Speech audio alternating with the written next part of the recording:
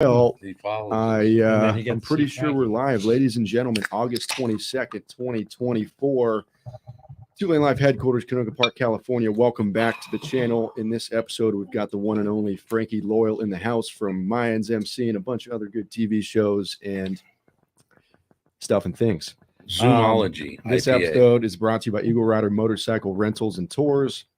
Don't forget to check out EagleRider, but also 2LaneLIVE.com under the EagleRider tab to see how you can book a trip, save some money, and have a good time while you're at it. Boys, let's just hop right into it. What's new? What's going on? Let's introduce Mr. Frankie over here.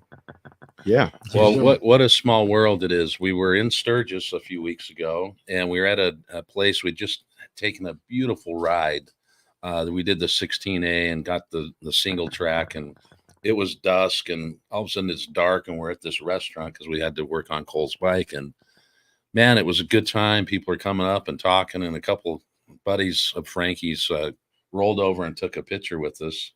And then as we were walking out, here comes Papa himself. Right on. And we had a great conversation and struck up what I consider a friendship. I know it's hard to do in 2 minutes or 10 minutes, but we're family. We're now family, and it's going to continue to roll. But what's really cool about this, you guys, really cool, is Frankie is a rider. He's a real rider. He crushes miles. He's a 2LaneLIVE highwayman guy, just like Robert Patrick.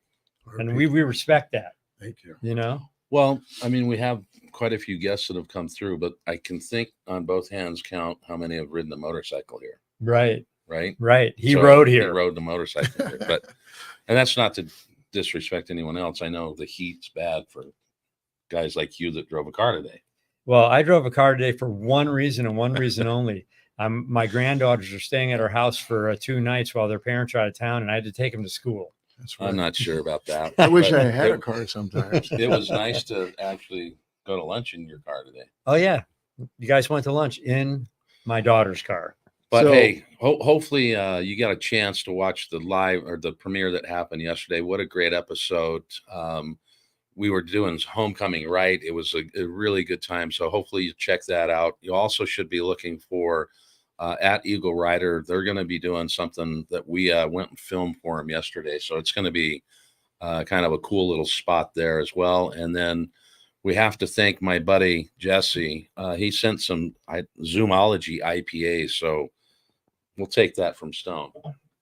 What do you got over there? I was just going to say, for those that are not familiar, if you want to give us the elevator pitch, the rundown, who is Frankie Loyal? You're asking me? I'm asking you. I woke up this morning and asked the same question. I don't know. That gives me about half of what I need to know. Right. No, I live out in Hollywood. I'm an actor. I recently got into the denim game. I have a clothing company that's going for another relaunch in the next few months. Apart from being a small businessman, I'm an artist. I'm a musician. I definitely part of the motorcycle community and honored to be, part of it. But I also tend to try to put as much time as I can to pay it forward for a lot of the help that I had. September 8th, I'm working with the Mayans MC again for the Orphan Widows Fund, which is a yearly fundraiser I like to do. And I like to implore people to help, raise funds and donate for that because it's a worthy cause. Our firefighters are out there every day risking life and limb. Absolutely. To keep everybody safe. So I try to be just involved as much as I can because I think on one hand, it's good to pay it forward for what people have done for me, but also I think it keeps me walking a straight line. Sometimes we all need to. Keeps the head from growing just a little too much. So right? you're a busy guy. I have to. And you carved out time to go to Sturgis. That's my once a year. I've been several times, and this, not just for meeting you, but it was the greatest trip this year I've ever had at Sturgis. Why is that? You were free? I was free, and last year, our show had pretty much just ended. I think it had come to a screeching halt. We were on strike. I was just feeling a certain way about everything. And I think I was just a little in my head, but I had the usual group of guys, some who you met. Yeah. I went to Sturgis and we went out and I had a great time, but this year I was just more open to everything. Yeah. And people were super gracious. And I got a lot of feedback from people that, wanted to talk about the show, the finale, their take on just the show in general. And it was really interesting to hear, and everything from, the mom and pops at the general stores along the way to some of the power clubs. And I was very honored to hear what they had to say, because, as an actor, you make choices. And the one thing that I really tried to put first was the respect value of the MC world. Right. I was portraying their world. And if I was going to do a show similar to The Sopranos, I would want to honor those truths with humanity. And it's dark stuff sometimes. So to hear that was noted, that meant a lot. And being at Sturgis, it meant a lot, because that kind of feedback, or just the praise for it, that meant way more to me than if somebody were to say you're up for a nomination for something, or, So it's validating that your character came through. Right. And the hard work that you have to do to get that character to come out the right way. And you're out there, you go to shows or the rallies, you run into people all the time on the road. You want to make them happy. You're getting gas at 3 a.m. somewhere by yourself, and they pull up. Yeah, you want to make them happy. 100%. So we'll get into kind of the show and that a little bit, but so which way did you guys end up going to Sturgis? Did you take a couple days? Did you take 4 days? Well, you should have asked Eddie when you ran to him at the Boar's Nest. All I know is last year we went to Arizona and we had the heavy rains and we had to stop and we had extreme heat. This year, if I remember correctly, we had a bike go down first part of the trip.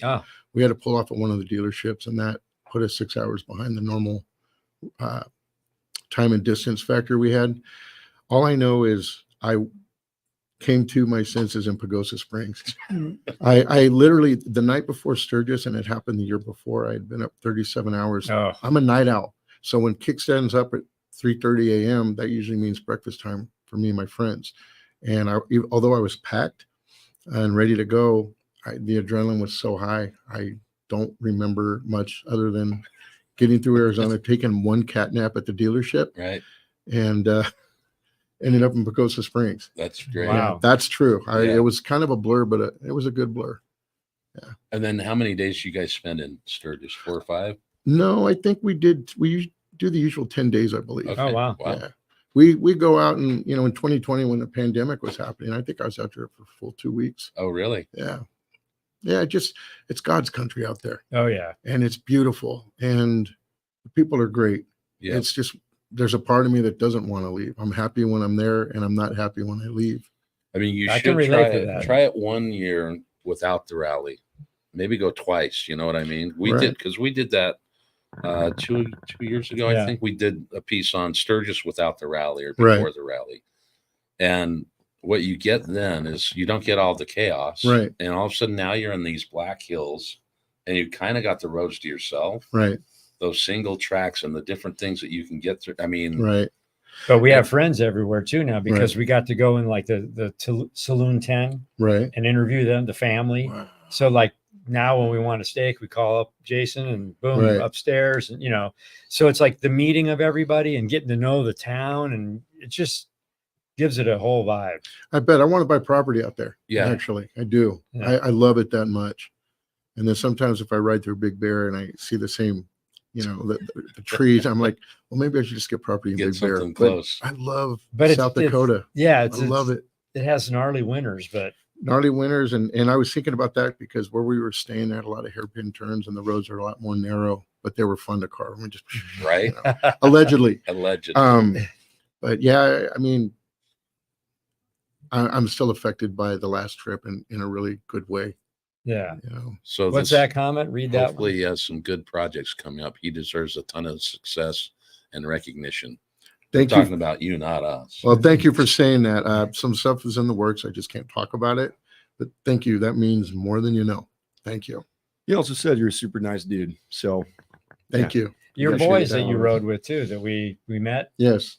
Great guys. I mean, right away it felt just boom, nice to meet them, I trust those guys with my life. Yeah. Not just on a personal level, but I've been through the thick and thin of life with them. Yeah. They're there when the phone was nonstop ringing, and they're there when the phone doesn't ring so much. And those are the guys I look to. They're brothers. Yeah. And when we got through Barstow. It was so hot. We put ice cubes on our head and it would melt. Like, you know, we were smashing and splitting. You know how crazy it can be over there in the heat. And I know, like Eddie, we call him Lalo, the guy you met. He's usually taking the lead, and you kind of pick up that vibe. This is his next move. Boom, boom, boom, and that says a lot. Like, you know, I mean, these are the guys that like I trust, because if one of us goes down, we're all gonna, you know. Well, we have that same thing with us three here, and my son and his four buddies. We've been going to Sturgis together for 8 years, right? And we have that, you know, what each one's doing. We trust each other. We just have fun, and we never complain. Right. We want to eat somewhere, we go. Except that this time we had a lunch. We had a little dissension in a town. We didn't know if nothing was open. We went to a bar. It was an hour wait. It had good food. It was like in Wyoming, but no one complained. We just went our own separate ways. Yeah, we just went. Some went to McDonald's, and sometimes that happens. Yeah, yeah. Sometimes. That's the first time it's ever happened to us. But it was, you know, hot. Yeah, we had some crazy stuff happen on the road this time. What about you with the truck? Oh, coming back, we were in Wyoming, and there was a semi that, you know, I was going to a 2-to-1, and there was 4 of us riding back this time because some of the group left earlier because they had to go to work. 2 of the guys got ahead of the semi, and this other semi didn't want to let us through, so he starts accelerating, and the next thing I know, I'm knocking out, you know, they're not even the barrels, but they look like thimbles or bells. And there's a concrete wall to my right, and I'm looking at the trailer of the semi to my left, and it was getting closer and closer. And I had music blaring, and all I could think in my head, seriously, was, I think this is it. I think this is the one. I think this is my last card. But I wasn't freaked out. I was extremely calm. I was almost more like, okay, let's do this. And as I'm watching these, you know, construction things move to the side, eventually there was a clearance and an angry trucker, but that was his problem. Right. But yeah, and you know, but had it also not been for riding with the guys that I ride with, you know, they knew how to navigate and get me out of it once I was able to get some clearance. And that was a fun one. Well, and it's good that you've ridden that much, because a person that maybe doesn't have the time or years under their belt panics, right, and then it creates a worse situation. I thought about that scenario too, like, you know, what if I had panicked or just braked or you know, just I don't know what. And I'm glad it didn't go that way. Right. I mean, I was to say, well, I think I'm a good rider, but I was very proud of that one, but I don't want to do it again. I don't want to up that one, you know. But this trip, we had a lot of weird, funny stuff happen.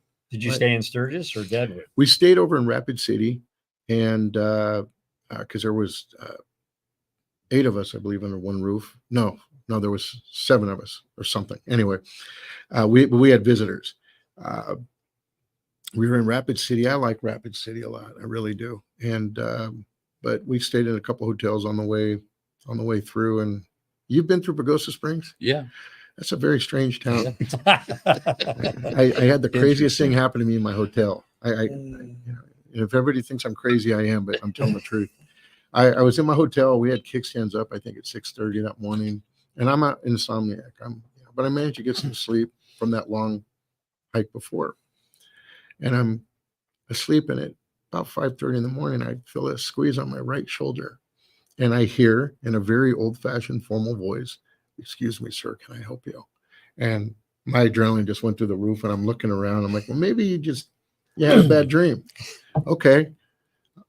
Well, I'd fought off a cold before I got on the road. My body temperature had been really low the week prior.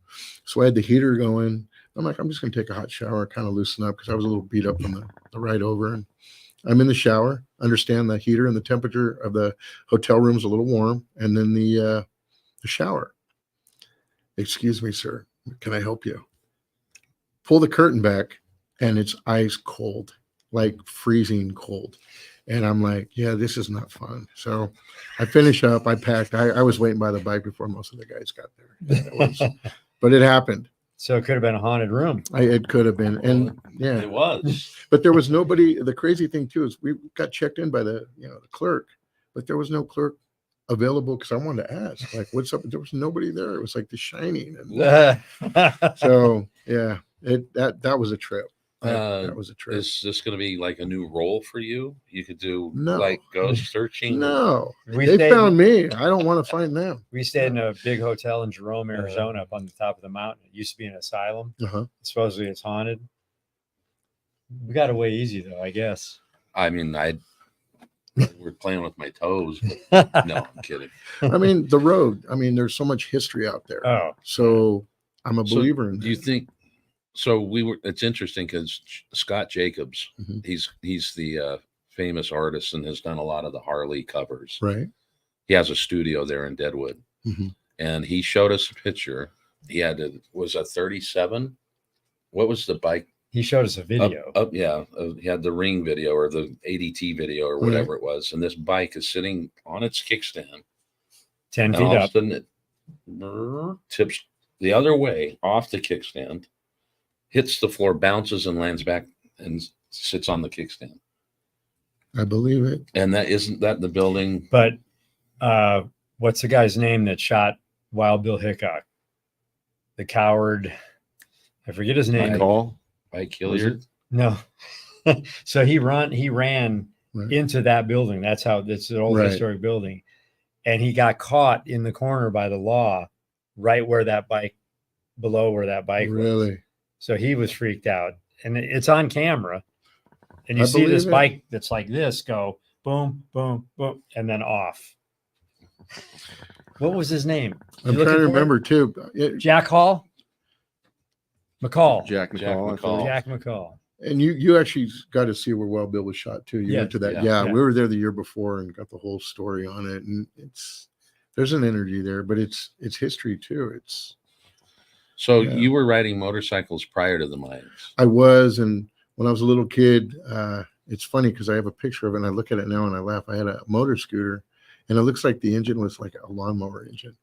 But my little sister, her godfather was an old biker from Barstow, call him Barstow Tommy. Oh, wow. And he would chop Harleys and panheads, but he also did the really cool chopper setups on the Honda 750s. Remember when they would do Yeah. that?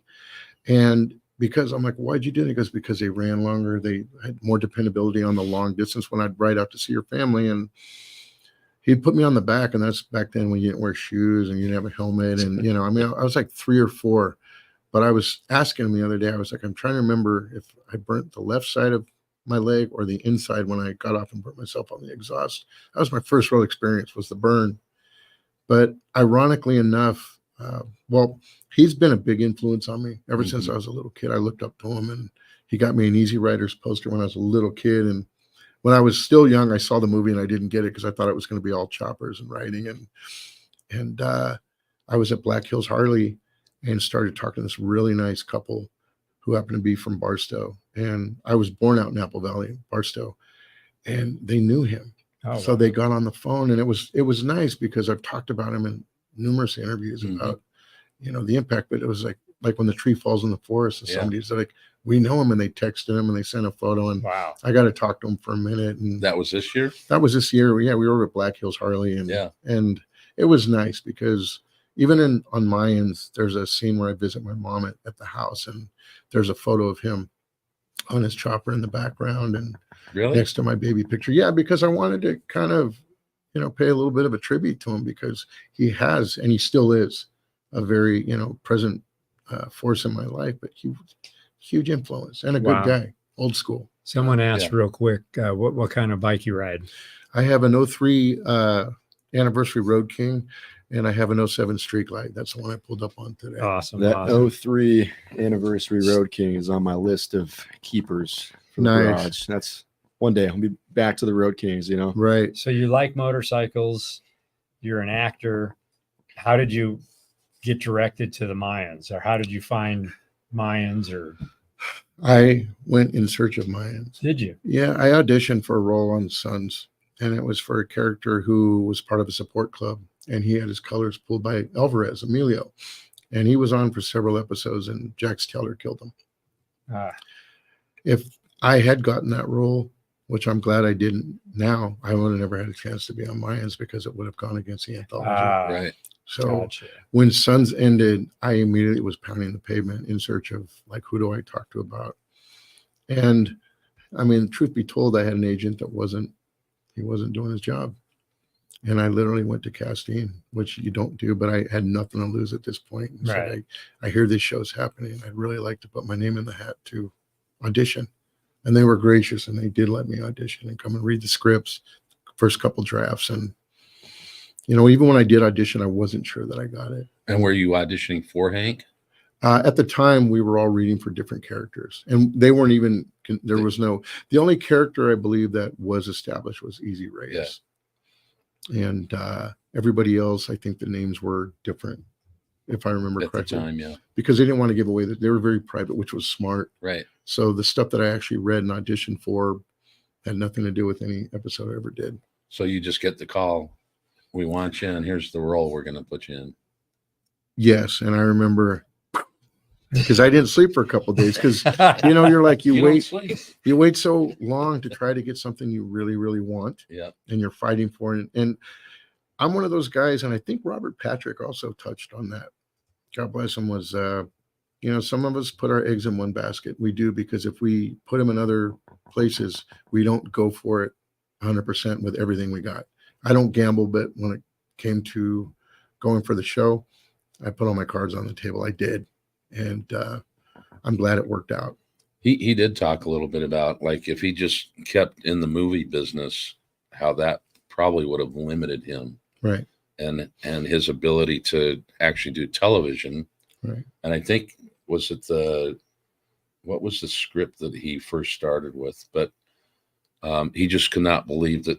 I think, was it The Sopranos, maybe? Well, I know he did the X-Files. Yeah, he did that as, I think the first entry into was The Soprano. Right. What was that movie? What was that show? Was it called The Sopranos, right? Yeah, The Sopranos. I mean, he just thought the writing was so good. Yeah. And he's like, well, this is usually movie style writing. This is great. Right. He'll go to Sturgis, come back and fly to New Zealand, go to like Yes. Comic-Con stuff and do like. He's probably like you too, because he was calling us from 3:30 in the morning. He never sleeps probably either. Yeah. He's We're a like, good buddy. man. I like RP a lot. He's a good man. Wow. Yeah. So that's awesome. You're right. You know how to ride, and you get this part, and you're digging it. Now you have a character people are looking at going, wow. Right. Which it took some time. People were like, well, he doesn't say a whole lot. Well, my response was he really didn't need to. No. He could say one word and the guys would listen. Towards the season, I think it was season 3, he started coming into his own a bit more, Hank. And I noticed, in retrospect, that the times where he was a little more kind of boyish, a little more innocent in a not so innocent world is when he was not interacting with the club, whether it was with his mom, his love interest, Nails, that was Justina. Yeah. And that's where you could kind of see what he was about, what was going on with him. But the one thing I do know is he was very loyal to his club, even when it broke his heart. I mean, he was just a broken-hearted guy. That was hard to carry around for several years. I'm not going to lie. Yeah. So you become the part. Like, when you left set, did you kind of still feel? I think that was a tough part for me because, I write every day. I find myself at a lot of the meetups, and that's part of my life. So to go to work was just another component, or vice versa. So there's a part of it. The character definitely I would leave at work, but just everything that went along in that life was very present. So when the show ended, that was a hard part to kind of bloodlet out of my system, because when you do, I don't call it acting, I'll call it storytelling. You're telling a story, with other characters. Sometimes if you are depressed or you are angry, your body believes it's real. So sometimes it takes on a life of its own. And that definitely took a toll at times. So Hank had the last season, the last episode had to do something that the club needed him to do. Right. And he took out our friend, man. Yeah. Well, there's a cautionary here. There's a cautionary tale behind that. It's like, don't betray, don't snitch. Right. I mean, that's the rules of the world. Right. I mean, it's ironic because some of the guys from the clubs that actually I talked to in Sturgis are just like, you guys didn't take out his brother. He brought him in. I'm like, I was aware of that too. Yeah. I was aware he should have. I mean, in the end, if you really look at all the characters, Creeper, Bishop, Hank, and even, Alvarez, never betrayed the club. They didn't do side deals. They didn't have these side hustles. They never betrayed the club. So it shows that, you know, when people, you know, remembers in the beginning, there was a deception going on, you know, from the gate, and that will always find itself. Right. And it did. But to do the scene was really hard, because you're looking at all these guys you've been with for years, and you're going like, there's been good times, there's been rough times, there's been hard times for everybody, but here we are. This is where we're at now. This is the end. And it was emotional. I mean, I did. At one point, I remember getting up from the table after we took out the president, and I went in a corner and I had a moment. It got to me. I couldn't hold it in. Right. It was like, wow, this is it. And well, they become friends, and I mean, look, and friends fight, and friends have good times. And, yeah, it's just life, and that's what makes it real. Yeah. And the beauty of it is, you know, there's a lot of people I still hear from, you know, on a day-to-day. And, you know, you have Danny Pino, who's now doing his show as lead, and he's playing our friend's father in real life on the show, Maurice Comte's father, with the Hotel Cocaine show, and it's unbelievable. And Danny is just one of those people too. You see his characters are gritty, they're brutal, but you'll never meet a kinder, more gentle soul that would give you the shirt off his back and his doors open at 3 a.m. for me if I needed it. Wow. You know, he's that guy. Same thing with Emilio. You know, can't say enough about that guy. But those are things, because we've had a little taste of celebrity just in the fact that we've got this channel and people think we're on television because they're watching us on television. But what they see is what they get. Right. And so to look at you as Hank would be going, that guy's not coming in here. Are you kidding? But I like being here. I love what you do. But I mean, then we find out really who you are, and it's because we don't see you on television. We see your character. Right. And we love your work. Thank you. But it's like, would Hank join us in an interview? And Hank probably wouldn't. He'd be watching you in the corner probably. I miss him sometimes. I'm not gonna lie. Well, you know what's really funny is like, okay, we get Robert Patrick, we get JD Pardo, we get these guys on the show. We're talking to Emilio about getting on the show, but it's all through a phone number, whether it's JD Pardo, whether I forget how even Robert calling the store, but we met you in Sturgis. Yeah. And it happened in fate. Right. That we met, we shook hands, we hugged, and it's like, you knew us, and we're like, show, we knew you. You want to come on the show? And then boom, here you are. Right. That's magic. But you didn't have to get up and come over and say hello as we were leaving either. And you were gracious. Well, I was happy because, Lalo, Eddie, and we call him Ray Donovan. That's his code name. They were just so giddy. I'm like, well, what's going on? I understand we've been riding all day. We're tired. You know, I think we just got back from the Four Corners. I don't remember what we did. It's all a blur still, but it was fun. They were so excited. And I go, oh, no way. And it was an agreement in the conversation. Like, Sam is going to be bummed he's not here. And he was super bothered. Every time there was an issue on the road, they'd be like, dear Sam, I'm riding you from the Four Corners. The journey has been hard, but he's like, you know, we met your heroes from 2LaneLIVE and you weren't here. Hope all is well. Big hugs, like sarcasm, but yeah, it was good, and I'm glad it happened. That's the cool brotherhood of the whole thing. That's the beauty of the road. I always say the ultra of the open road, man. It so many things come from that. People don't realize sometimes that you're going somewhere. Sometimes you don't know where you're going. You're doing it. There's that part of when you're on the road and you saddle up, kickstands up, and you go. But you don't know what's going to happen. And then when things happen and it's great and it's wonderful, that's priceless. You can't buy that. That's why we have a saying: if you don't go, you won't know. You won't, and that's true. That's epic. I like that. But I find it great that I mean, I don't know how much Sons or Mayans we watched. My wife and I watched it all. Right. I watched it all, and we loved it, and we loved the characters, and we loved the storylines, and sometimes we didn't like it so much, like, hey, we need another season, right? Right. Like, let's keep this thing rolling. Right. But, you know, to have it run as long as it did, and you being part of that, and the Sons run as long, and that's, what is that? Sons was maybe 8 years? It was 7 seasons. That was prior to streaming. A long time. Right. And with Mayans and a lot of the other shows that came out, streaming was the new norm. Right. So for a show to hit 5 seasons, that's actually pretty damn It's good. it's That's fantastic. strong. Yeah. And I think it was a good idea. I mean, not I want to say it was a great idea to end it, but story wise, you can't have a president who's going out killing people that's already been out of prison for. Right. I mean, he's a wanted man, and the fact that the integrity of the story, ended when it did, it was for the sake of keeping the story legit. Because if he was out doing the dirt he was doing and didn't have a comeuppance, Right. that would have been, I think the audience would have been like, yeah, I'm not Yeah. saying this. I don't believe it. Right. And the integrity was there. And what was cool about the last season, mentioning JD, is he directed one of the episodes. Ah, And I think he does great with his acting as a director. He's a hell of a director. I mean, I was completely blown away by how calculated and how prepared and how organized he was. Really? And it was, it was really nice to watch because it was a different perspective. Instead Right. of interacting with character to character, it was, he was behind the camera calling the shots, and it was super impressive. Yeah. Well, we've done nothing like that, but we've been able to be in some commercials and stuff for Harley, and to be on set all day. Right. And then it's like, okay, go do this, get out for a minute, Mhm. half hour, an hour, go. Hurry up and wait. Yeah. Yeah. I mean, I like in the Harley shoots when we're not when they call us to do something, we'll say, do you want Lance, Galen, and Josh, or do you want just guys that are riding motorcycles? Right.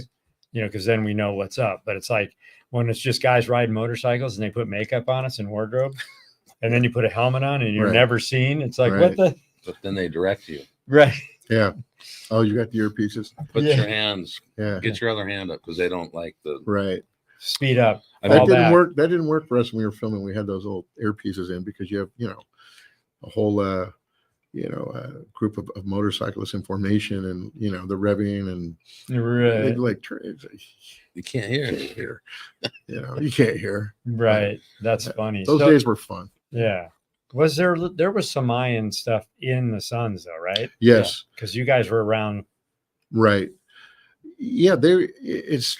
I did watch all the Suns episodes, and I did, I followed it religiously. I was that guy that had to be home at a certain time to watch it, no matter Right. what I was doing. And it's Like interesting. 4 the o'clock evolution. every Wednesday, right?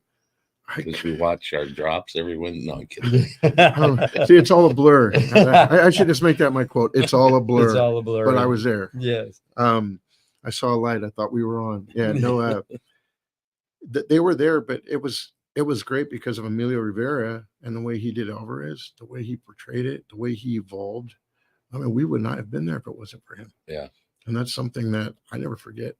And some of my favorite scenes that I got to do were with Emilio Rivera, because I mean, he'd on the trailer and, hey, do you want to run some lines? I'm like, sure. We'd run them as many times as necessary and just get super comfortable. So by the time we, got ready to rehearse before they did the final shots and the blocking, we were just good to go, and different things would happen organically. And there's a part of me like, I never had a brother, but I always look on him as a big brother, and I can talk to him about life and everything. He's always good with advice and what have you. And then to work with somebody that you watched, and I would see him at auditions, and he just had that energy that people would surround themselves around him, because he just, if he talked, people listened. He had something to say. He was very wise. So you pay attention. Yeah. And to be, part of his life too it meant a lot to me. He's one of those beautiful things that came out of the show, and then there was Elgin James and Kurt, same thing. Like, got to meet some amazing people that forever changed my life. So when you guys are talking, you go through your script and you're talking, and then the scene happens and you're saying what you got to say. Do you ever not say exactly what the script was, but it's so cool that it's left in there? Sometimes we had a couple of those. And what was great about it, we had Elgin James, who was, our showrunner the last part of that, 3 seasons of Mayans. He gave us that freedom, but he knew that if we had to put that ask out there, that there was a reason behind it. Like I just said, this here, I don't think it's coming across as strong. And maybe it's me if there's something, he's like, just try it. And so sometimes it worked. Like when we did the final scene before we took out our president, you know, Irby's character, Bishop, says, you know, you've been working with the feds. And I said, you put us in bed with the effing cops. I had to say that. And I asked if that could be said, because I had to acknowledge to that world that he got in bed with some, you know, the law enforcement cop club, the other prison gang that we didn't sign off on. But by him involving himself in certain things, the Mayans were no longer technically an outlaw club. Right. And the legacy of the Mayans kind of had been destroyed through that. That's why there was so much frustration and resentment that was building towards our president. And I was like, you know, can I please just have that? It will carry over a lot more than you think. And people noted it. I mean, I heard about it at Sturgis, Yeah. and I was like, okay, it was a good choice. You know, it was an effective choice. But yeah, Well, it's good to have a little bit of organic in it, right? Because Right. you're filling the character. Right. and How did you study for kind of the role? I was very lucky. There was some of the power clubs in California and Arizona that I went out to see and have a sit down with, basically. And I said, you know, I have no idea the subject matter, but I just want to let you know that however this plays out for my character, for how long, I will always have the wanna be respect authentic. Yeah. and you know, the awareness of your world. And I was given the nods, and I, you know, I don't know if the term blessing is good, but I was signed off on it, and Mhm. they offered a lot of, you know, just perspectives and shared stories with me, and I was very honored to have that. So for me, it was one of those things that I really felt I needed to protect that, Right. and I feel like I did. So We have a lot of clubs come through here, right. and there's a definite respect level for them, and we've never ran into any issues. In fact, of the clubs that come through here end up sending their brothers Right. through, because we're treating them with respect, and we're helping them Absolutely. out with parts and doing some other things. So to honor them and to keep that in play, Right. it is part of our world, Right. you know? And I don't take it lightly. I know you don't. No. So that's something I'm proud of that, you know, how Hank, and the way Hank, you know, his character, the way they, you know, kind of wanted him to be, or, you know, the character analysis of him. I think I was glad, I was honored to Hank, you know. That Well, was my you're guy. badass. I mean, that's Sergeant at Arms, right? Yeah. Yeah. And he Like was you have to keep the diplomatic. control of the club going around a little bit. Speaking of badasses, just a quick shout out to Chris Lopez for the Beer Money Fund. Thank you, Chris. We appreciate you. Thanks, You're the Chris. And Yeah. it says, cheers, guys. Frankie, you the man. What's up? Right on. So not only do you act, you're a businessman, and you're something else. Well, I play music. You from play time to time. music. Yeah. Not just any kind of You're music. a punk rock. Well, it was called Oi. Oil. Yeah, it was like Oi. Oi is like street class, or, you know, a street class, more street level punk rock, in the sense it was very working class based. If you see a lot of guys, we call it football, not soccer. A lot of the barroom chants, it's very energetic in that realm. And Oi, oi. So oi, you're oi. a drummer and you sing. yeah, I did both. Wow. Yeah, And you wrote songs. I wrote the songs. Yeah, I try to use what's left of me. What was Yeah. the name of the final? Well, the band is called Rile 9 Collective. Rile and- 9. And the thing I was really happy about was Elgin put, I think, 3 of our songs on Mayans, which was nice, Wow. because it was one of those things that, wow, I actually made some money off this, because I don't remember putting money into it. We had fun, but it was cool it was surreal to hear your music. You So know? On do you drum television. still right now? I do. In fact, You go home and just I do. I have a friend who sent a drum set over to the house, and nice. I can play it 3 or 4 in the morning. It's one of the electronic Simmons drums, and they sound so real, and I can just have the time of my life. Yeah, That's I'm awesome. not How do your disturbing the neighbors neighbors. feel about they that? can't hear it. It's it's the electric perfect. is probably Yeah, nicer, though. it's all in here, Oh wow. and So you can just jam out. I have the time of my life. I hit the gym, then I'm pretty pumped up after that, and then I'll go just kind of play my drums. Yeah. So what brought that on? What Why thing? did you? I mean, when did you know you were a musician? Well, when I was a little kid, my father, he had a broken back, and he was one of the first Latino CHPs. He was In he's a police Barstow. officer. And I mean, his badge only had 4 digits. That should tell you Wow. something. Yeah. He had a back injury and he was paralyzed for a while. Ooh. And at Christmas time, my mother bought him this drum set. And it was, if you ever saw the Ed Sullivan show with the Beatles, Oh yeah. that silver sparkle, but it was black kind of tiger patterned Ludwig drum set. That's what she bought him. I mean, that was Wow. like gold. So that was my first drum set I got to play on as a kid. And, you know, I didn't really get along with my dad as much as I wish I did, you know, but he did encourage me to play music and play the drums. And if I'd be playing all hours of the night, you know, the neighbors complained, he'd tell them to shut up. And, you know, I got into punk rock. I think I got my first punk rock band when I was like 14. So that's 40 years ago. Wow.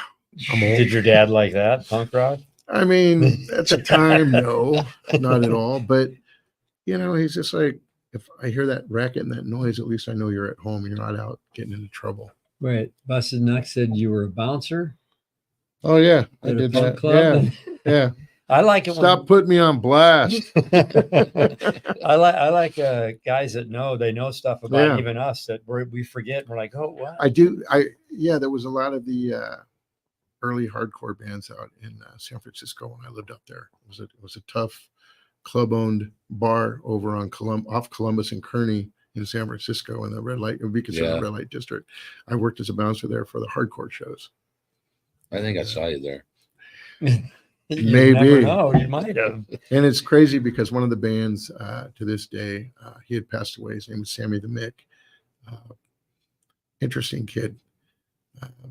When I first met him, I was breaking up a fight. I see this big guy and this guy who probably came up to hear on me go on the ground. I had to pull the crowd apart. Well, when I got there, the big guy was screaming to get the little guy off him. So Sammy had cleaned his clock. And his mom would bring me cookies and brownies because she would watch. They had these matinee shows.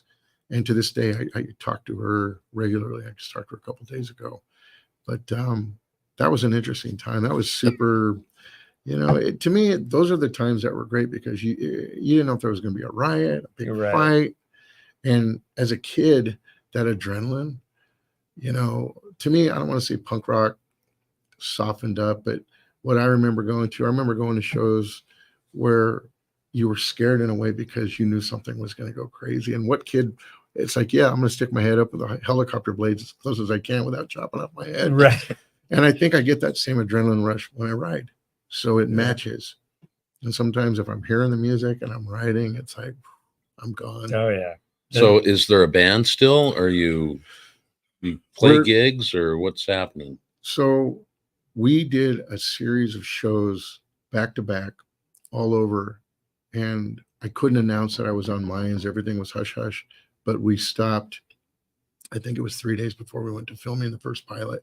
Okay. Because my whole take was, and the guys understood, I said, if I am doing this show, I have to be 100% invested. I can't do shows on the weekend. I can't do rehearsals because I don't know where this is going to take me. So we had to halt everything. So for Elgin to put our music out there, it still kept it alive, and people wanted us to do shows when the show ended, but I still wasn't quite ready to go. Yeah. Right. We are now, but we'll see. I mean, I love music. I mean, I can't live without it. That's great when you love something like that. I mean, like back to what you said about riding, when we get out on the open road, it's just something about it. You could do that forever. Right. I mean, we go on these long trips out for like this last time, 21 days. And when you get home, you're like, I'm glad to be home. And then right away you start going, what's the next trip? What's the next one? Yeah. Yeah, there's that joke. I get home at 6:30 in the morning from an all-night ride. Oh, it's 7 a.m. Kickstands up in 20. You know, it's and the guys, you know, that I hang out with are very much like that. So we're all wired the same. And So I admire the What's it? musician stuff as well. I was just going to say kind of a cool comment from Big Hoss, the trucker. I was a drug addict for many years. My dad got me into a program. We used to watch Mayans when I was down on my pass. That show rekindled my dad and I's relationship before he died. So much respect. Thank you. That's powerful. That's good. Thank you. Yeah, And that's a big. keep it up. Keep it up, man. You can Good stuff. do it. So, wow. That's That's an heavy. impact, right? That's nice. I didn't have that relationship with my dad. So when I hear that, I'm glad that I'm happy for him. I'm glad that they had a, you know, I tell the story sometimes. The toughest thing for me on Mayans was season 3, episode 9. My prospect takes himself out. Yeah. And I dealt with that in real life as a kid, and I never got over it to this Really? day. And I think that's why I work with the firefighters, because my cousin was a firefighter and he was an amazing human being. So there was that. And, you know, my father just passed a couple of days, and I had to sit in the tool shed when they were taking my prospect away in the ambulance. And I Wow. broke down, and people were like, that was a heavy scene. It's like, I remember it, but I don't. But I think in that moment, I was actually grieving my father for the man that I knew he was in the end. You know what I mean? Like, and, you know, I hear that he was proud of me with the show or whatever. We didn't talk, but when I hear, you know, when guys tell me this is my father, like at Sturgis, you see a lot of the fathers and the sons. It's like, Yeah. I'm always happy for them. You know, it's Yeah. like, wow, you know, and I don't have any kids. I don't have a son, but, you know, I have such a happy, you know, regard towards them. It's like, hang on to that. How You old know? were you when your dad passed? Well, if it's season 3, I must have been about maybe 50. So he got to see. He watched them with my mom when I heard, and, you know, but as much as that was a tough, you know, I mean, I was a hoodlum and he was a cop, and Right. he retired and became a teacher, and he affected a lot of kids in a really positive way. So when I hear that stuff, that gives me some peace, because, you know, it's like an actor. When you look at a character, I hate this guy, but do you really, or do you hate what he does? If this guy's doing stuff, what's his reason? Would you do it if you were in the same position? So I try to look at him and as a man, just going like, he still had his side to him that I didn't see eye to eye with him on, but he did do a lot of good for people. And So yeah. the person that you witnessed the same was the cousin that was a firefighter Yeah. that took his life. Yeah. It was a self-inflicted gunshot wound. And it's just crazy because, you know, I was 12 when that happened, and you never get over it. Wow. Yeah. So to do that scene, and then on top of, you know, Right. that was a heavy, heavy night. Yeah. And, you know, it was pouring But rain. you had read the script. I'd read the script. And Yeah. you can't really even prepare for that moment when it happens. You're the first person to say that I actually got that right. During the pandemic, we were in good faith given the first 9 scripts. So you have nothing but time. So I read and you know, knew those scripts and the story. And as much as I was prepared for the action, I was not prepared for how real life would parallel that moment.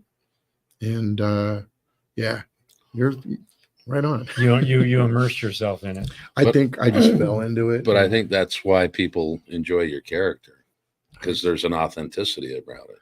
And then as you meet you as a non-Hank, Right.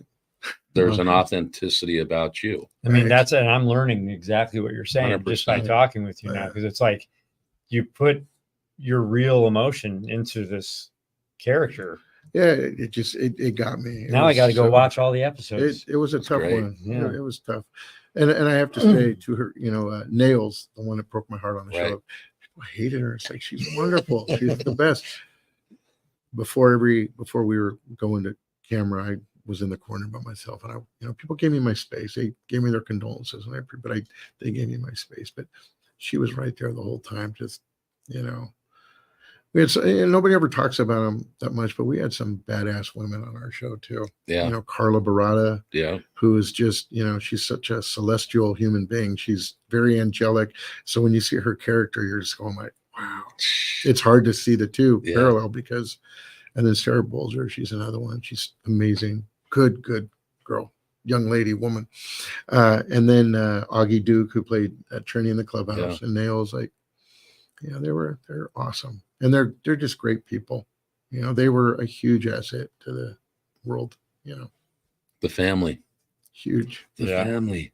Very you work much. together, you live together basically during the season, right? Yeah, and you know, like I said, I made a point to not withdraw, but I did keep to myself as much as I could on the show. I stayed in my trailer a lot because I really wanted to kind of, you know, Hank was always observing, he was always watching, he was always listening. And, you know, for me, I mean, I had a good time, but I was there to work. This is all I had. So sometimes I had a very, you know, serious, you know, stance that I had to take by sometimes just being withdrawn and you know, that was a sacrifice. And then when we had season 5, you know, when Creeper was in prison, you know, we didn't interact as much because I had to believe that he was in prison, and there had to be that kind of Distance. like, I missed my brother. Like Yeah. that, you know, so when the phone calls came in, I was happy to hear from him, or, you know, because that wasn't, you know, a fake homogenized action. It was legit.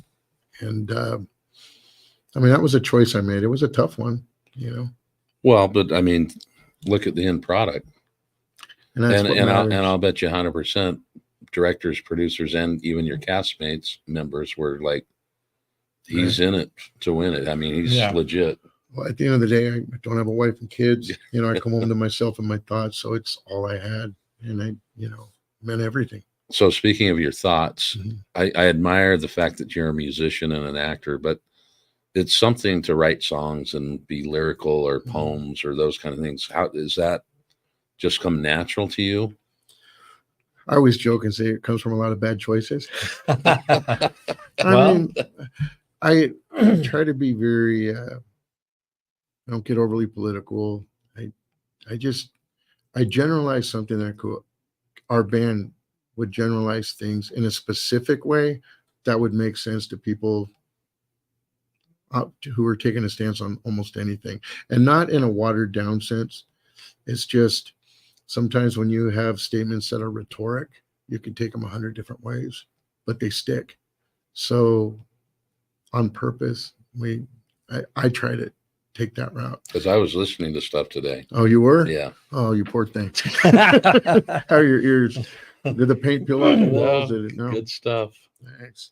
It was definitely a kind of a hostile record. The one we did, the last one we did for Mayans, my buddy Mike Oxley is in a band called the Fat Skins, and he's a staple in that subculture. Good man.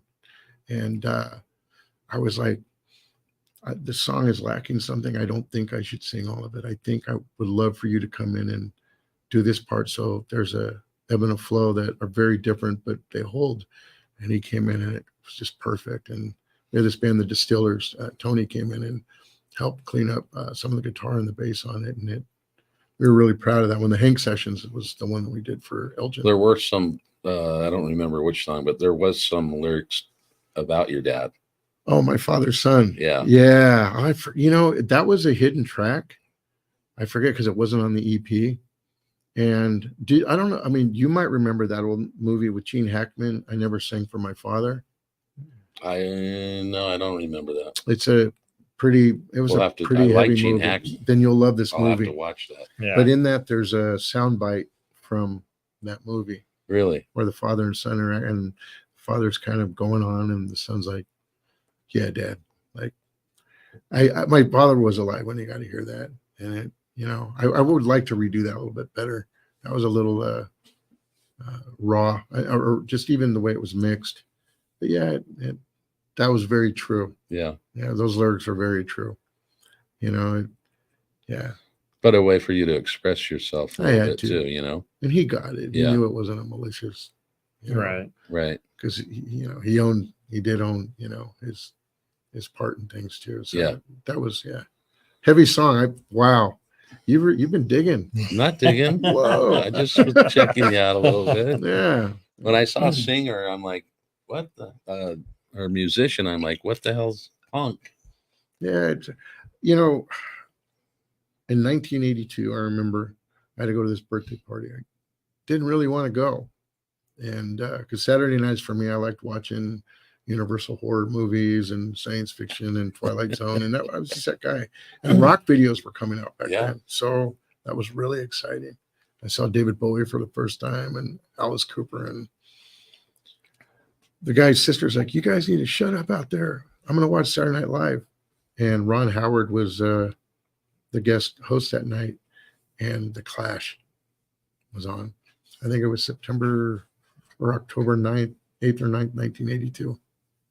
And all I remember is seeing The Clash going like, I don't know what that is, but I want to do that. But I also had a crush on this girl that was a huge Clash fan. Her name was Shauna Brown. And So that was part of it. part of it. And I still talk to Shauna from time to time, but it's like, yeah, you're responsible for all this. But they changed my life. The Clash did. Wow. It's just Joe Strummer. Like, But it was in you. It's in your And soul, or it- you Video wouldn't have been able to killed the change your life. radio star. the Video Buggles. killed- I have that 45 still. Right. It's still one of my favorite I songs. saw on one of your pieces at first it starts on a 45. Yeah. That's Do crazy. you remember that stuff?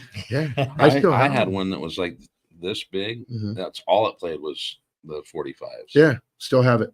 Yeah. I love know. vinyl.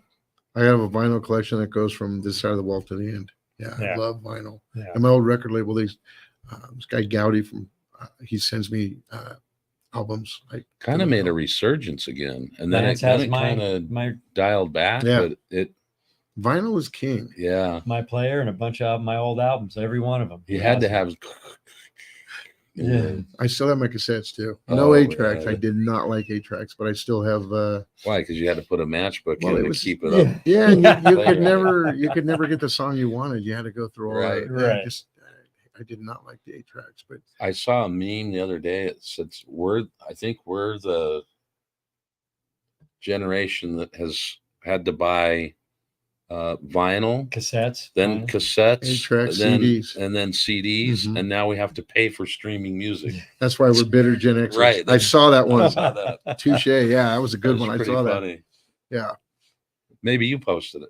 No, I No. didn't. I read it and I got a big kick out of that one because like That's it's funny. true. So you can't talk about future projects. What I is there some can't. stuff in the works that maybe we'll see around? I had, before Mayans, I started writing. I mean, we're going to see it around here anyway, but Right. Yeah. No, I actually started working on something myself too, but I put a stop to it because there was a part of me was so immersed in trying to figure out Hank. But now it's crazy because when we were on the road, I was reading through some of my drafts on the phone and I was like, oh, all these little pieces started coming together again. Like, I think I need to go this way, or, when I'm on the road, that's probably when I think the best. Yeah. Like I had business meetings with the agent and the lawyer on the phone, and they're like, well, where are you? It's like, I'm passing through Utah right now. Were you on a comm system? Yeah, I've got Cardo, Yeah, they're West great. Cardo. Yeah, they're the right? greatest. So I had my Cardo going, and I'm like, if I cut out, it'll pick back up, or I'll call you back. But they're like, I can't hear the bike. I'm like, God bless Cardo. Cardo. Yeah.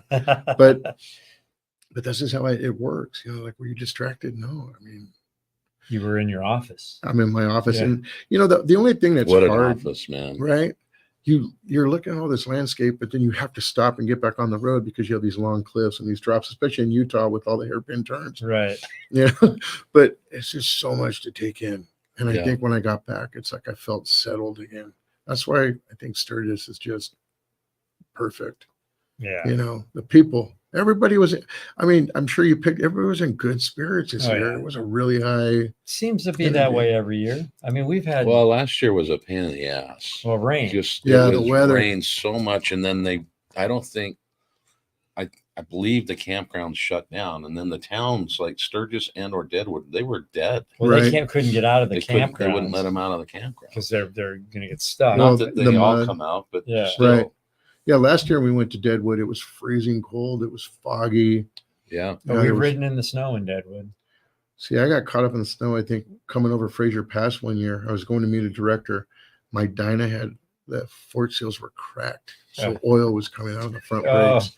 And it was so awesome because I had the wind, the freezing cold. I got rain off the 46. And no brakes. No brakes. And then right when I stopped to get gas over, at the Grapevine, they closed Fraser Park because of the snow. So I had to get a hotel last moment. And the lady's like, sir, are you all right? I'm like, I'm fine. Why? And I looked in the mirror. I had to have my visor up because I couldn't pull off on the 46 because at the time it was only one way or two way. And I had these big raccoon eyes from dirt and wind and I was like, well, I guess I don't look all right, do I? But We were in at Yeah. the liquor store gas station in Seligman, Arizona this year in the winter. And it was dark and Flagstaff was getting nailed with snow. yeah, And the two ladies in the store said, you guys are on bikes. I'd stay here tonight. Don't go any farther. Right. And the road was frozen, right. so we stayed. And the winds too, because Eddie, who you met, we right before Sturgis, we got a wild hair and decided just to go to the Grand Canyon just because. Nice. Yeah, and when we were coming back, those winds You can pick up wind on were the 40 just there it was for sure. tumbleweed. Yeah. And I mean, it's just like it was like a video game. You're just So- dodging. Yeah, You've been to the Grand Canyon, I love it. I've Have been you there a been few to the- times. North Rim yet? No, You gotta. really. It's 1,000 feet taller than the South Rim. There's no one over there because Really? it's not the tourist stop. It's Right. harder to get to. But you go from Jacob Lake and you ride in and you're on the 64, but up there, Alpine Meadows, bison.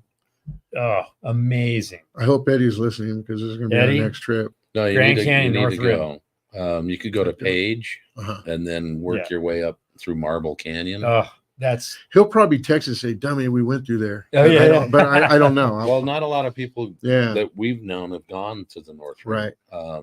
And it's got 3 fingers of roads that every one of them are impeccable yeah. Really, and they're I see. insane. And you can see the South Rim. And it Right. just has a whole different look. We've been to the West Rim, north, south, west, Right. east, going to Tower Weep Overlook over on there's so much there. Yeah. Oh, I'll have But to check it. it is a different environment because the pines are right up to the edge. yeah. Nice. And it's a really cool lodging system Right. they have down in there. Were any deer out there? Oh, There were everything. bison, there were deer. Did you have to dodge a deer this year? I've not, knock on wood. We got lucky. I tell I you, we had did to- not get lucky.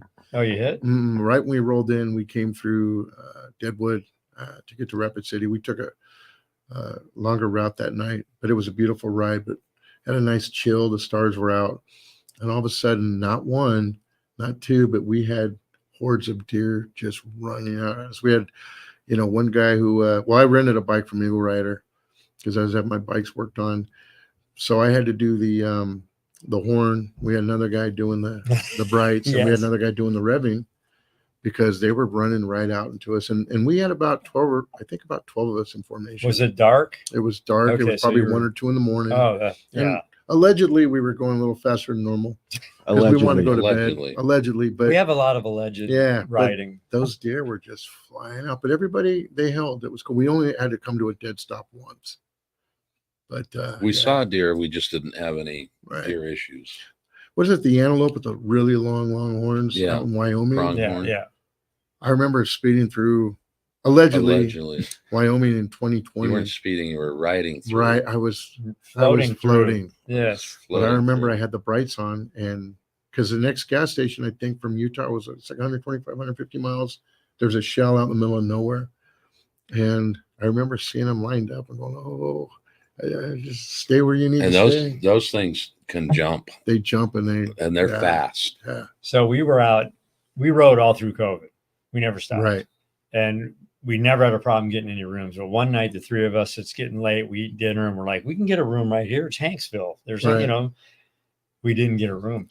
Now it's dark. So we're riding to Torrey, right? It was And we're- backtrack 80 miles or go ahead 150. We had already ridden a full day, Right. So we sped ahead and it's pitch black. All of us are hitting the horns and doing the thing. Right. And, just laughing at each other. We're in the Cardo, and Cardo really saves us a lot. Right. We do a lot of filming with them and everything, but we're looking and it's like pitch black. We're in the middle of nowhere. We're like, look at the sky. So like we do, Right. we pulled off the road. Now we're laying on the side of the road, just looking at the stars. If we're going, hey, we're kind of on the road here. Like, we're like Right. Well, in we a- rode back through the next day and we were like, hey, we were laying in the middle of the road. Like, what are we doing? but We thought we had pulled off, but it was a turn. And the sides of the roads are more narrow. yeah, but that was out in Canesville. We ended up in Torrey and we ended up in covered wagons. Right. It was like, that's the stuff that happens. Lit up covered wagons. It was spectacular. One time, I got to say this quick because it was amazing. Galen and I were riding on the rim. It was before we even had the channel, the Grand Mhm. Canyon. Winter, we're in a full blizzard. We're on the road. We're going through, and it's 4 in the afternoon. We've got to get to Williams because it's getting Right. dark. But the canyon, we didn't even film it because we're just riding for fun. There's clouds and blizzard and snow on the ground, and every mile it opens up and there's like rainbows and like sun and that was Wow. That was Well, amazing. the canyon was socked in too. Yeah. It was having a snow. It was crazy. One more other cool thing. We were coming out of Kit Carson Pass, all three of us in Tahoe or up in Virginia City. Right. We come around the corner and Lake Oh, Tahoe's got this weird glow on it. It's almost iridescent and there's clouds and it's just, we just left the snow. It's starting to rain, but it opened up Right. and we're all like in the mics just going, are you seeing what I'm seeing? We filmed it and it was gone as fast as we saw it. Wow. It was a flat rainbow on the lake, Oh, wow. not an arc, Right. flat. And it was just, that was a A pretty rare cool. flat rainbow. We had to pull over and just be Really? like, son of a bitch, did you see what we just saw? You know, but that's what the open road gives you. Yeah, I got to go through a rainbow once on the way to Bakersfield, Harley, on the Grapevine, and that was kind of, but it wasn't as cool as yours. Yours way cooler. This was just, yeah. Well, we head out next week. We're taking off on a Wednesday, and we're going to Durango. Oh, yeah. We're doing the Four Corners Rally. Right. So if you're out there, come see us. We have a meet and greet on Saturday at, I think it's 12 to 1:30, something like that. But we'll be around. Oh, Was that should built we, well? They're doing that? I think that's the too. camp out. Maybe they're doing that. Well, they're too. doing the Kernville camp out. Yep. Yeah. They're a great company. Let's see. For those that are tuning in before August 29th, Four Corners Rally, August 29th through September 1st in Durango, Colorado. Vendors, group rides, after parties, Wall of Death, hill climb races, Four Corners Rodeo, tattoos, live music, bike shows, drifter cross, flat track races, real deal workshops. And the number one reason you should probably go is because Saturday, August 31st from 1:30 to 3 o'clock p.m. at Durango Harley-Davidson. Some guys you know are going to be there hanging out.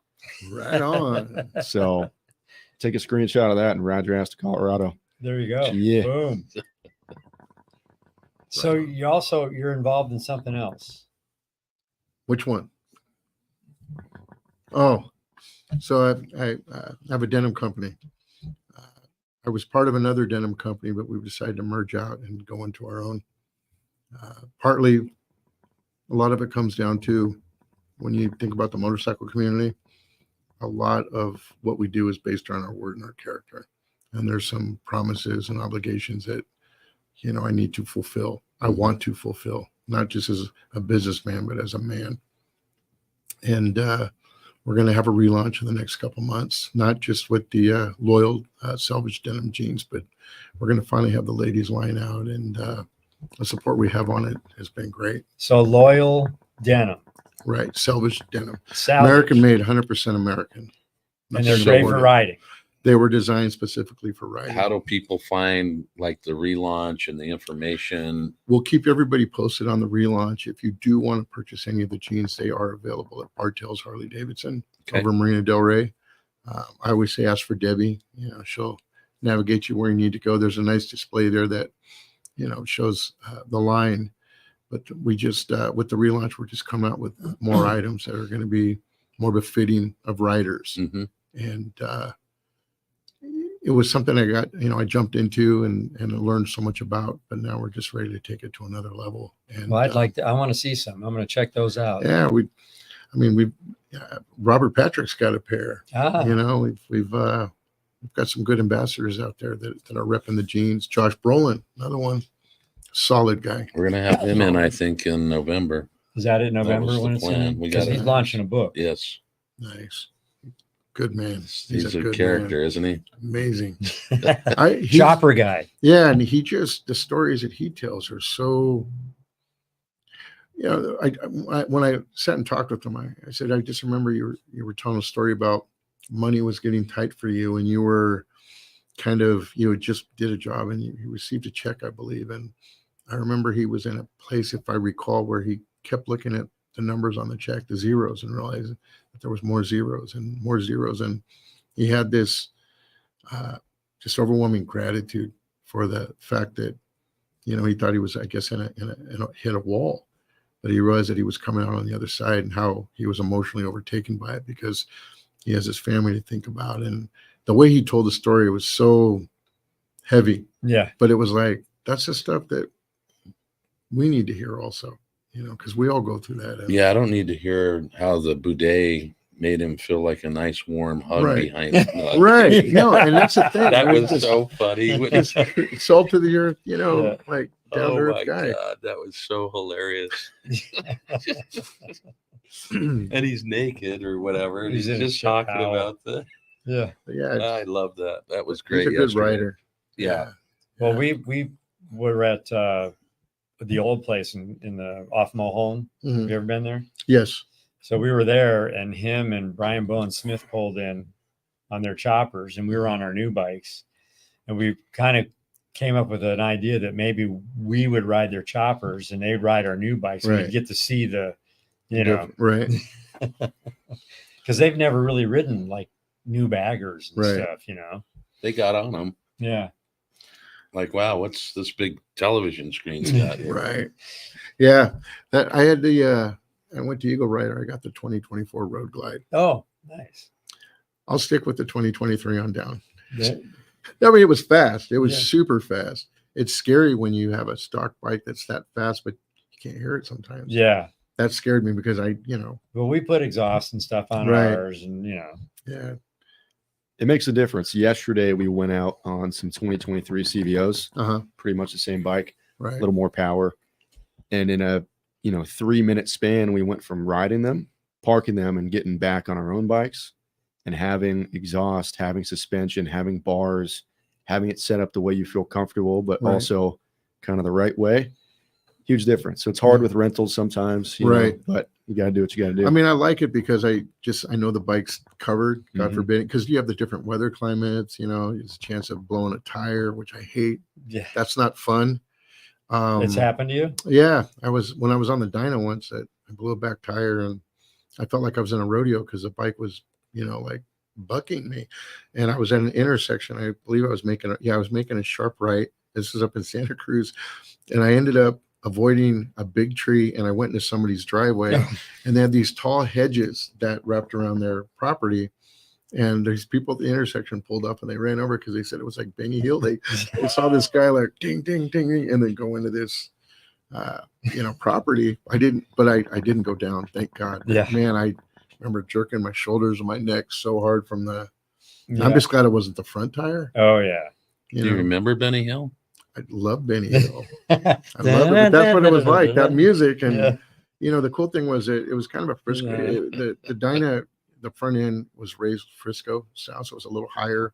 And the suspension, thank God, was good because had it been horrible suspension with You're that, done. I would have been no way. Hey, Josh, Yeah.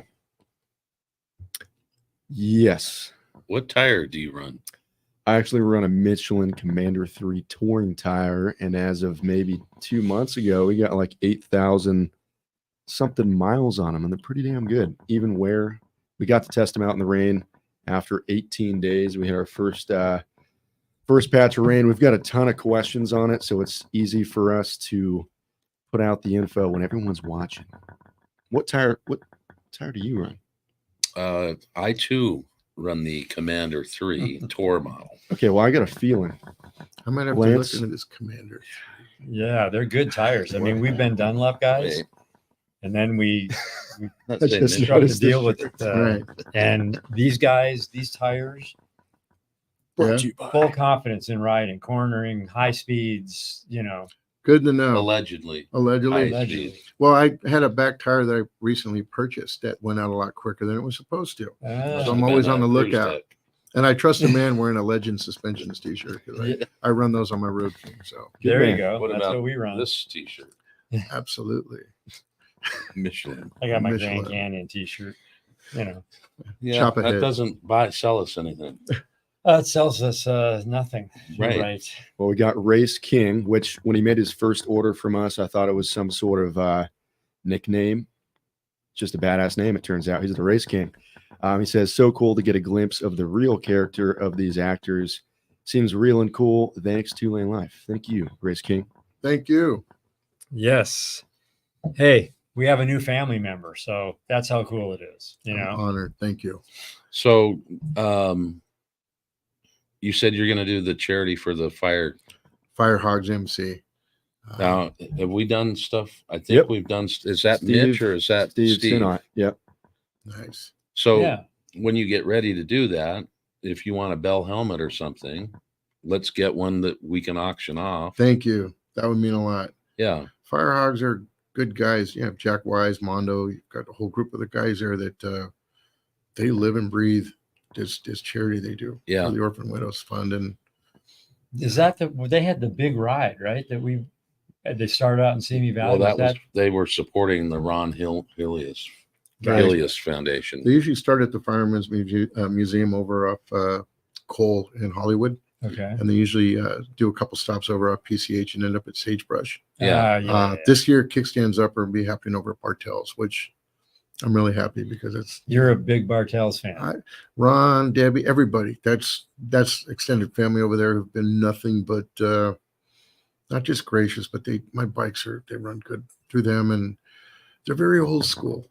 You know, if you're Ron, right? I don't know if I think I know Debbie. I think Debbie's. Yeah, I love Debbie. She's been one of the best advocates for the Gene Company, as well as we met Debbie person. down at the dealership. She's the best. but I think years ago I sold her back support belts. Gotcha. Yeah, Debbie's the best, and Ron is just you ever have the chance to meet Ron Bartell's just salt of the earth. Oh. Good man. I think they're the father-daughter that came into our last shop, Austin's friends. I think we met a couple of them. Got gloves. Anyway. Yeah, good people. I also want to Red Knights sent us a motorcycle club. They're also affiliated with Men and Women of Fire, Oh, the and that's that big patch. wow. Oh, it's stable. You can pull it off. It goes right back on. I'll put it up. I wanted to do that. Yeah, you got to check that thing out. So look up the Red Knights Motorcycle Club and help support them if you guys are pretty cool. That's amazing. Yeah, I saw that. Our biggest patch today. Yeah, this is our Yeah. biggest patch we've gotten. Showed up in the today. mail. I'm like, that is huge. I hope everybody comes out for that run. That one is very near and dear. Then they do the Hollywood Parade, for the kids, toys. Right. They're a good group of solid men. That's the one thing. I mean, and we travel a lot, and we've been across the country. We've been to different stores. We've been to different rides. We've met different people, and with these guys, men or women that are on these bikes, it's this commonality that it's just really great. You could be anywhere and meet people, shake hands, and it's like, hey, how's it going? What a great ride. And that's the beauty. I was thinking about this the other night. Sometimes there's a part of us, we're like these wandering souls that are a little lost at times, but when we get to places like Sturgis or certain destinations, it's almost like we're home in a way, and we kind of meet brethren and people that are almost family we never knew that were there. Right. Like, is it because we're wandering spirits? How does that commonality, but also that where you have not even finality, but an understanding or another brick in the wall of foundation of this life, where the road takes you, And that's like we're sitting here, we're talking, we met you, we're talking, we have this commonality, which works, and we're having fun talking. But even being somewhere and shaking people's hands you never met, and they tell you a little bit about themselves. Yeah. You tell them a little bit what's up and how many miles. It just see you later. Right. What did they say? There's a saying, I don't even know if I'm going to get it right, but not all those that wander are lost. Right. That was something on the last stretch of road, 4 or 5 days into the trip, we're like, man, how are we going to do this for 20 days? But 2 weeks in, I was like, I don't really want to go home. And we did a 700-mile day as our final day from Salt Lake area, Heber City home. And, 10 hours, whatever it was. And I remember seeing my exit and just wanting to skip it, just keep going, because you have that sense of community that in some senses is kind of lost in today's day and age, just hustle bustle way of life. And to go to the Black Hills and to just be on the road continuously for that long, it felt like more home for me than my home is. I totally agree. There's nothing like looking somebody in the eye, shaking their hands, talking to them face to face, and that respect, and just it was such a like-minded mentality everywhere. Yeah. I mean, I don't think before we started the channel, I understood the community a little bit. Gas station, hey, how you doing? Talk. But I don't think I realized the breadth of it until we started doing what we're doing and publicizing it. Right. Because that's just opened up complete, like, just insane. We talked about this last week, like a year ago to the day almost, we did a legend meet and greet, and there was a gentleman that his family came through and friends, and they said, we're here because of him, but he can't be here. He's battling cancer and he's on his deathbed. Right. So we did what we always kind of do. We said, get your phone, let's call him. Right. We FaceTime him, we talked to him, and on that Saturday or Sunday, Saturday that we were there this year, he showed up. And he said, that call took me from here to here. And I said, fuck the Grim Reaper. Right. I'm going to beat cancer. Right. But the thing that caught me was when he said did. to us, when I talked to you guys last year, I was dying. Yeah. And then I'm alive here today.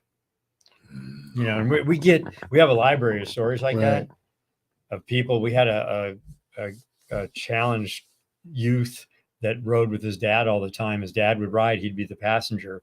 Well, they went down. The father passed away. And the kid came and met us in Utah with his mother.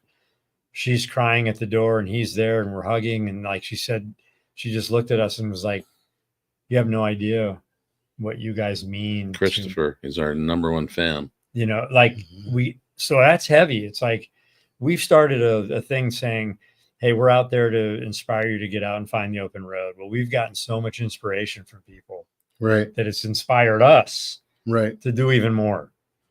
So I just don't think we had the breadth of what the community was about. We knew hanging out with our dudes and having a good time, and you can strike up a conversation. But I think the extent of when you really, I think when you boil it down, not everyone rides a motorcycle, so they don't get it. And that's the thing. They don't get it. It's not like we're all car drivers. We can drive a car, but they don't get the sense of what happens on the motorcycle, and whether that's you decompressing after 5 years of a show and you're trying to get back at yourself again, and that's that freedom that you're getting in the wind. You know, and it's crazy. It's healing. And I think about when, you know, the rides to and from the studio, you know, it's about 35, 40 miles away every day. Or if we were on location somewhere, it could be further. But just riding to work, just knowing we're getting ready to go into this realm again. Right. So wait, you said you don't have a car. I don't have a car. So you're sitting at a table with other guys that don't have cars. Well, this guy does. Today. He has a truck. I'm jealous. I want a truck. That truck has been in the shop, but we're always on bike. Right. You know, that's cool. Yeah, that's why if one of the bikes, you know, is off, it concerns me because I need the other one to uphold. I need them both. Right. What's that, boss? I don't know if this is the same dude or not, but he said, this man here you're interviewing not only rekindled the relationship with my father, also helped me deal with his death. These men help us the most when they don't even know they're doing it. So shout out to There you. you go, man. Thank you. Gotta love it. 2LaneLIVE. Healing spirits. I tell you, you know what tomorrow is? What? Tomorrow's the anniversary of tragedy over at Cook's Corner. Oh, wow. So I hope everybody out there is familiar. It was a tragedy that happened at Cook's Corner last year where people's lives were lost at a place where, you know, that would be unheard of or unthinkable. You know, people didn't think something like that would happen. But I hope everybody takes a moment for, you know, the workers and the people who lost their lives at Cook's Corner, because it's tomorrow. That's a good reminder. That's amazing. A year ago? It just seems like it just was seeing that. Yeah. So, wow. Yeah, I wanted to send a shout out to Rhonda and the staff out there, and, you know, thinking of all of you. Yeah.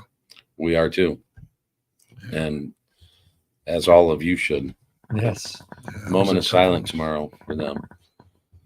Well, we're in it an hour and a half. You ready to wrap? If you want, I'm having too much damn fun. And that means you're going to put me back out in traffic on the way back to LA. I got nowhere to be. I got to be out. I got to hit the orange curtain tonight. Yeah. Oh, great. Right. We were down in Hawthorne and back and forth and back and all traffic splitting. Well, I The think whole day. It's not fun. when you are ready to launch and promote what you're going to do with your denim, Right. should come back in, get on the show. I think we'll have, I know we will, and you'll probably as well have more stories to share. So I appreciate that. I hope you come out to the launch party. It's going to be yeah. a lot of fun. the launch party. Yeah, we're gonna have a launch party. It's under wraps right now, but I will say this much: I'm gonna have two of my favorite bands playing, and one of them. Are you singing? No, I'm gonna definitely be a spectator. Well, if you're inviting us, we'll be there. You're gonna be. You don't need an invitation, but you're invited. I mean, the door's open. The phone's on 24/7 for you. But yeah, All right. it's going to be exciting. And like I said, it's always a little scary going into a new venture, having a rebranch, but it's one of those things that I think we all get at a certain age. We're like, well, what's the worst going to happen at this point? You know what I mean? And let's just do this. It's got to be done. There's no turning back. It's like when you have a goal, you know, when you hit your destination, all the in between, it's like you hit that point of no return. Yeah. So is it going to still be Loyal It'll Jeans? still be a loyal. The brand is still loyal, and the jeans, you know, it's the same quality, same everything, 100% American made. But we definitely, I'm still going to continue, you know, gearing it towards, God forbid, you know, we have a vet that does, you know, is an amputee. It's still going to customize a jean for them. That promise is going to be upheld. But I also am still going to honor that for, God forbid, a motorcyclist loses a leg. You know, I want to make sure that they're taken care of and they're fitted properly also. So those are things that I'm not going back on, you know. Well, we're going to have to invest in some jeans, I think. Yes. Right on. And Maybe we could sell them here. That'd be awesome. that'd be great. Yeah. We Yeah, got we can the hang one a and few only. pairs. Be a Good dealer? jeans. Yeah.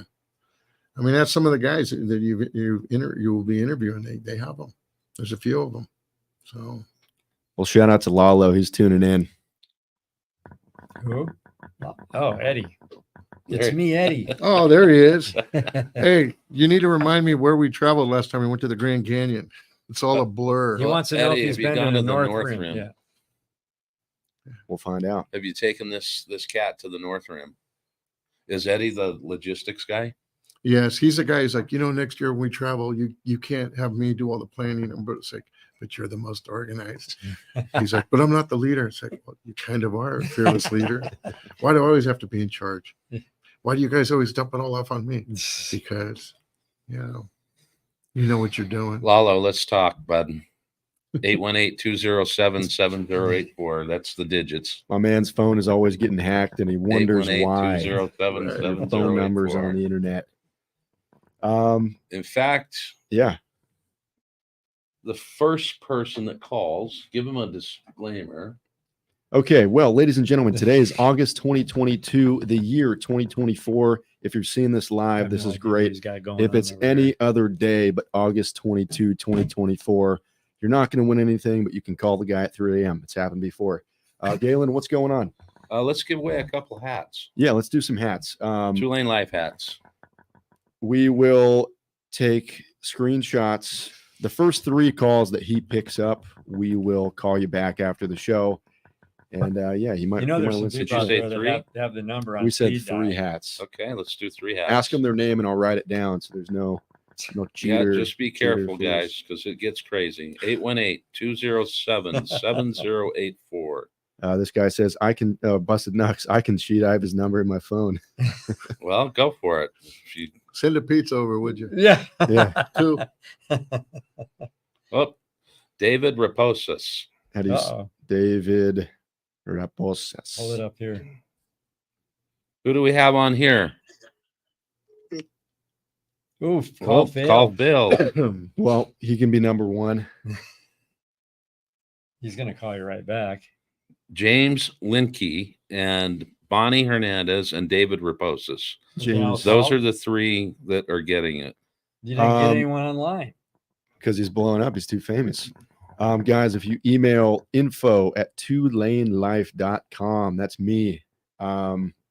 Name, address, put a cool story in there if you want. We'll send you a hat.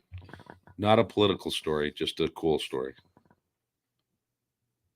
Yeah. Because it sounded like you said political, but Did I'm I? just saying. I'm mumbling. Political.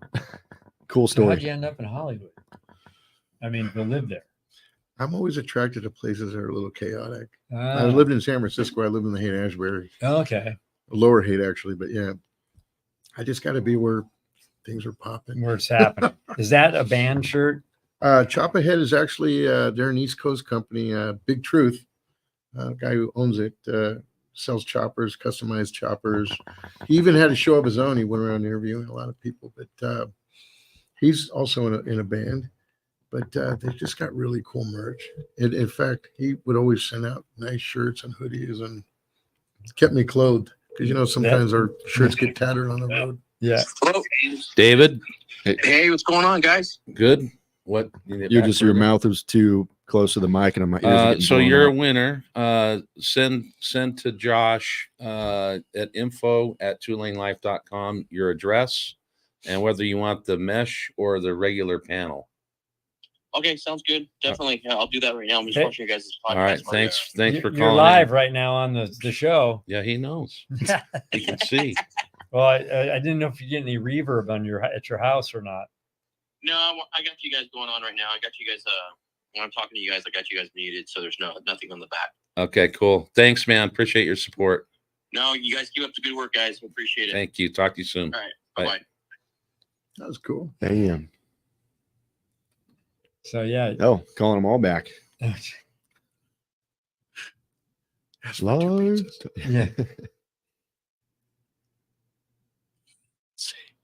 Hello? Was hoping we could get 2 pizzas along with 2LaneLIVE live. Extra large or extra small? Probably large. We're hungry. If you can email info@2lanelife.com your address and whether you want a panel or a mesh. Awesome. Thanks, guys. Thanks, Appreciate James. it. Appreciate it. Yes, sir. Bye-bye. Bye. If you try to cheat an email saying you want a hat, I'm going to sign you up for a really annoying No, we email have their list. names. I know. That's what I'm saying.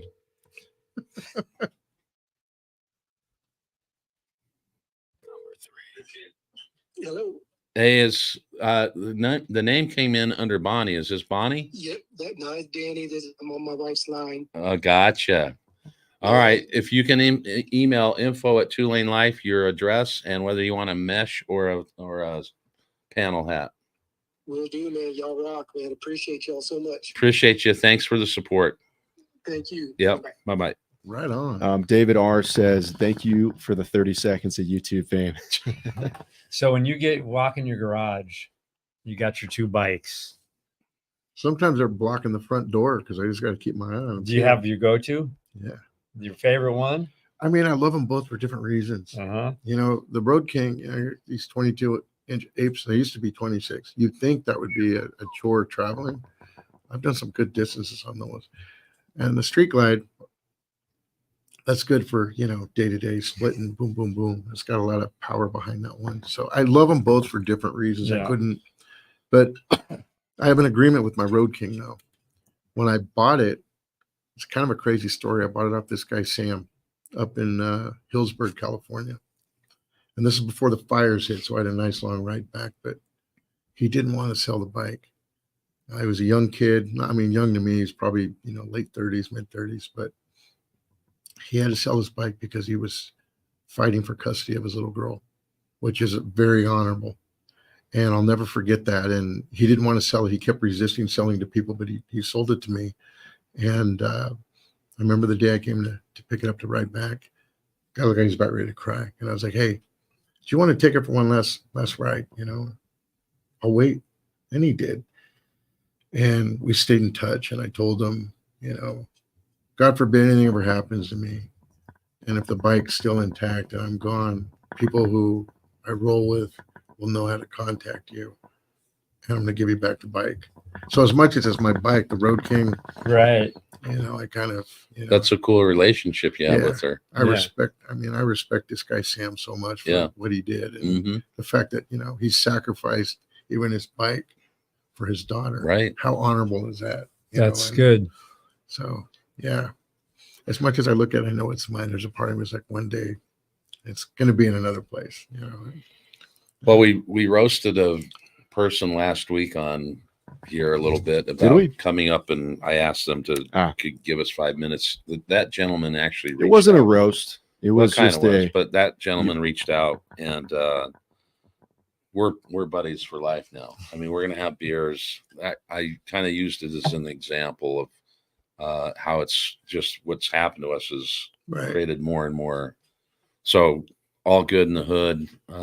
Come up, say hello anytime, guys. It's fine. It's just if we've got Lance has a big burrito in his mouth, let's just curb that because he gets very angry.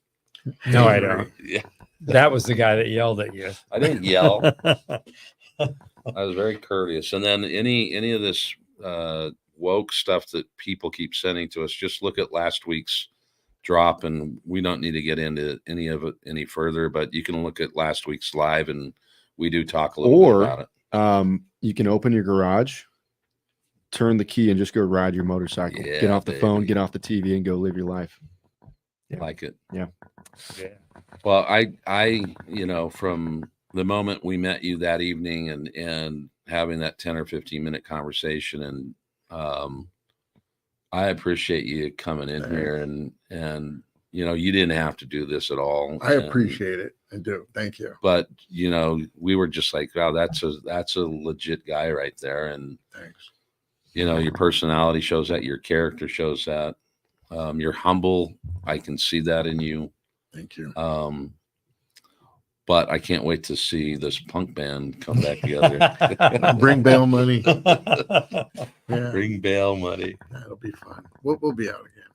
But no, thanks for having me, and I appreciate what you do. And like I said, it's nice to like I mentioned at Sturgis when you interviewed JD. You could tell it was down to earth, real. And that resonated with me. So, and then the fact that Lalo and all those guys were going nuts over you guys and what you do, it said volumes also. And I also was aware myself. So it was fun to actually do something like this where I was really like all in and looking forward to it. It was fun, man. Well, I think just by you doing this, I mean, you've already seen we've had people on here talking about PTSD. We've had people talking about committing suicide. We've had people talking about being raped. We've had just multiple guests, Right. and if this show can make a difference in one person's life, and we already saw 2 or 3 tonight, of comments towards you that's helped repair a relationship or relationships. I mean, that's part of what our greater good is, right? Is being selfless and trying to show people different characters,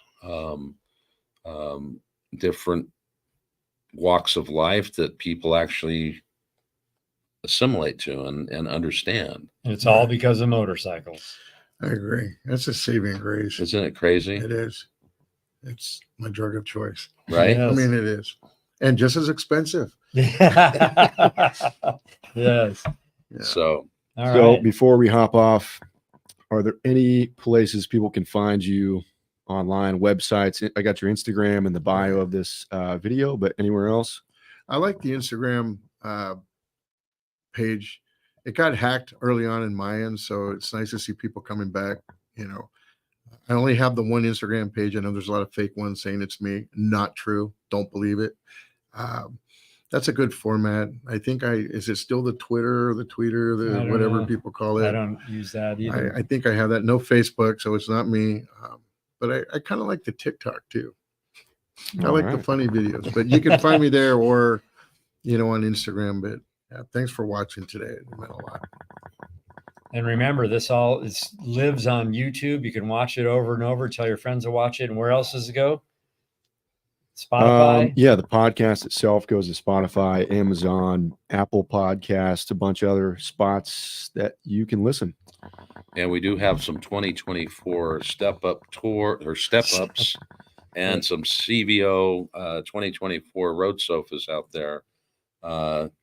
Looks like we're getting another call. We might do another party as well. We did a party a year ago and it was fantastic. We had over 500 people here. It gave away 800 tacos plus, and we had a lot of giveaways. So we might do it again. I think we are. 800 tacos. Yeah. 800 plus tacos. Thanks for the call.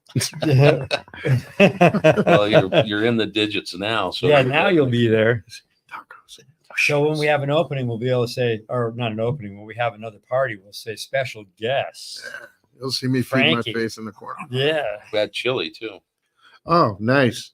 Well, hey, I'm doing a chili cook-off with Bartels. Not in the not too far future. You should come out for that. It's gonna be a lot of fun. We did one. I don't know if it was you, but Laura made chili, and I did at Bartels years ago. I'll be judging, You're a judge. but come out. It's gonna be a lot. We got to of fun. get Ralph to get his chili game together. He'll do Yeah, it. we do. Good. Bring it. All right. Well, Well, Thank thanks, y'all. everybody. 2LaneLIVE.com. Remember, we love y'all. this episode is also brought to you by us, 2LaneLIVE.com. Go check it out. See you down the road. See ya.